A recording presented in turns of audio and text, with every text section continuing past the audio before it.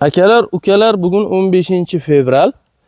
Yana 13 kun ko'chat sotamiz. Undan keyin ko'chat sotish to'xtaydi.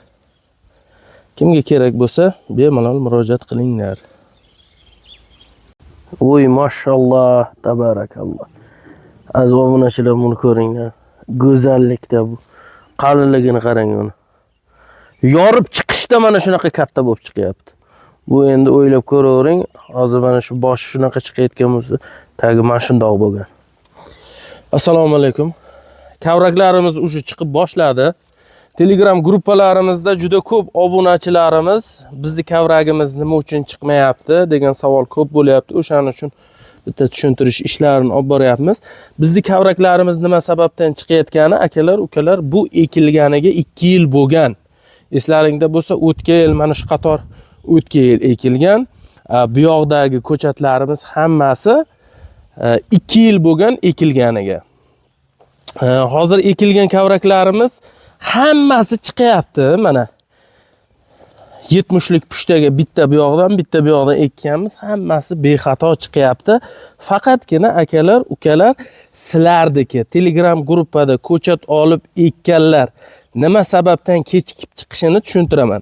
Sizlar yangi ekkanlaring uchun joyi o'zgarganini hisobiga akalar, sizlardagi 15 kun 10 kun farq qiladi.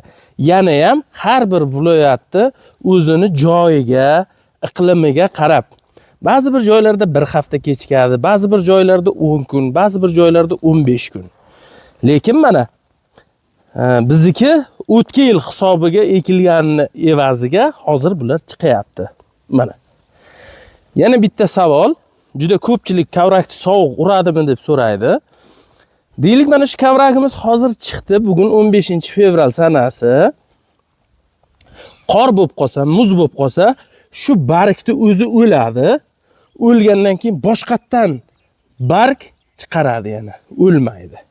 Ko'ngillaringni to'q qilinglar. Mana kavraklarimiz.